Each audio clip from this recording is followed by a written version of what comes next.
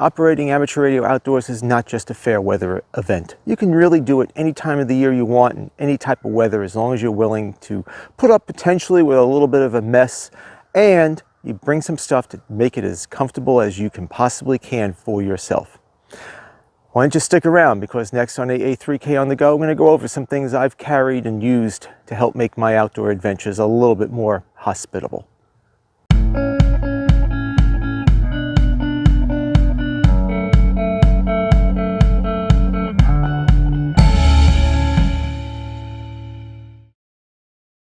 I've been doing outdoor amateur radio operating for quite a while. Somewhere around 1998 or 1999, I went to the Dayton Hamvention for the first time, and several of the friends that I went with had ICOM 706s that they've set up for mobile use in their cars or just take it out in the field for using it. And I decided to get one for myself. So whenever I did a camping trip, I took that radio with me, and most times I did have a chance to set it up and just play radio. This was before National Parks on the Air, but there were other on-the-air adventures, but I was not partaking in any of them. After I discovered Parks on the Air and that it was a full-time, year-round activity that I could easily do, being lucky enough to have Tyler State Park here in Pennsylvania, only about 15 minutes from home, I could get there, and a number of other state parks within my county of Pennsylvania. All within an hour or so at most. And after a few operations, I realized there is anything that I could use besides my radio equipment to make life a little bit more comfortable was definitely worth it. One of the first things I invested in was a stadium cushion seat. And I just got a simple one at Walmart. This was only like $4 or $5. It's foam. But it does, if you're sitting at a picnic bench for 4 or 5 hours, this can make a big difference in keeping your bottom comfortable. I could even use this on, if I'm carrying it with me with my portable equipment, putting this on a rock or something if I'm using that as a sitting surface. I have not done that yet, but that's definitely possible.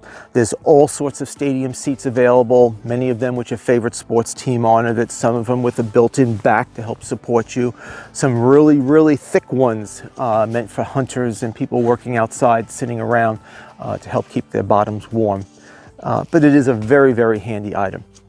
Another item I really wish I had, but I do not have, is some sort of lightweight tarp, not necessarily all plastic, mostly cloth, to throw over the picnic table that I'm using.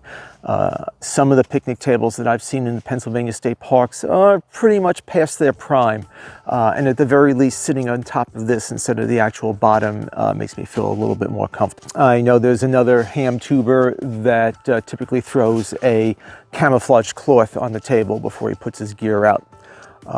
One park I've been going to, Delaware Canal State Park, at one of their picnic locations, has fortunately recently replaced most of the picnic benches there. They were at the point where I seriously considered that sitting on them could result in it cracking underneath me and leaving me with a potential injury. So I do have to thank the Pennsylvania State Parks system for investing in the parks and keeping them up to snuff. I've done a whole bunch of cold weather operating, and most of that operating I've actually just done from the cab of my pickup truck or inside my car, just because I had no better place to set up, and it kept me out of the wind and in one case snow. But it still gets cold in there. I don't leave the engine running, so I do have 2 of these hand warmers, and you fill them up basically with lighter fluid and heat them up, heat up the burner and get them going, and they will do a nice little job of keeping your hands warm. You can get these on eBay. Both of these are made by Zippo, but they're actually just branded by them. I've seen the exact same style from a number of other vendors available on Amazon, eBay, and other sportsman sites. Interestingly, these 2 have the exact same burner size, so they throw out the exact same amount of heat. I find the smaller one, though, appears to be hotter because the heat's in a much smaller area than this larger one. So I tend to use this one when out in the field. But they both work really well for getting that chill off your fingertips and in your hands when you're operating and trying to enter stuff in your log or type on your computer. My wife has an electronic version of one of these, which you charge up and turn it on and it warms up. It works well, but I have not taken one of those with me, so I don't know how much interference that might cause. When I've done a couple of hikes into the woods with my QRP equipment, I have been bringing this collapsible table, which I can just screw together and set up. So I have some place to set up my 817, and along with that, I've typically have brought a pretty normal camp chair. I have just sat there and operated with this, and this has worked out really well. Now, I've had this table for at least 10 years, possibly longer. It's gotten a few mouse chews on it from storage, but it works. But there's still other things available. There are metal folding tables, there are plastic folding tables. They all, will work the same. It's just, this is a couple of pounds. This is maybe a pound above that to carry, so it's not that hard to carry. But if I'm expecting to do a couple of mile hike, then I'm probably going to leave this home and try to look for any rocks that I might find in the area to use as my operating position. Similarly, I have this little camp stool I've actually really only used while fishing, and it's,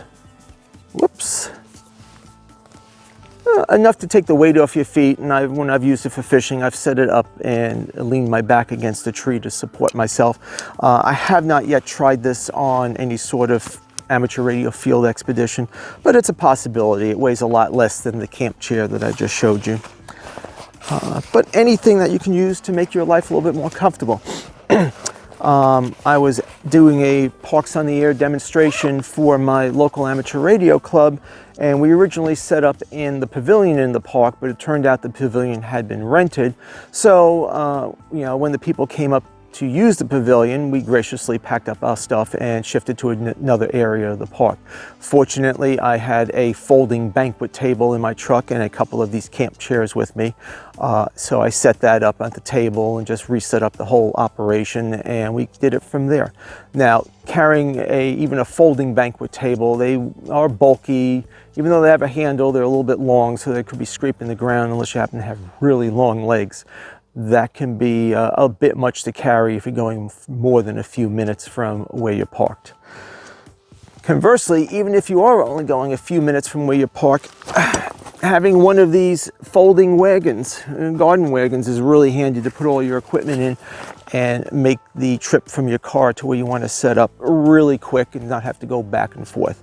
Getting your step count up every single day is a good thing, but lugging equipment back and forth, and particularly if you don't want to leave your equipment unattended, depending upon where you have to go between your car and your operating location, could be a good thing. Other choices, I've seen some photos and videos of Japanese hams operating in the field and having little portable stoves boiling up water and making tea and instant ramen for them to snack on while they're operating, particularly if they're going to be out there all day.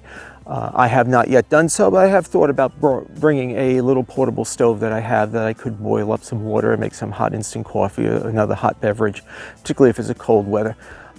Typically, again, I do operate from within my pickup truck, but sometimes if the weather isn't too bad, I'll drop the back gate of the pickup truck and use that as a desk. Anything that you would use in the field, particularly if you're an outdoorsman of any sort, that would make your life a little bit more comfortable if you're playing radio, is probably a good thing to have. Some hams in northern climates do set up fishing tents and set up a heater inside there and do their operation from within there, so it's a little bit more comfortable for them, that they and their equipment is not freezing as much.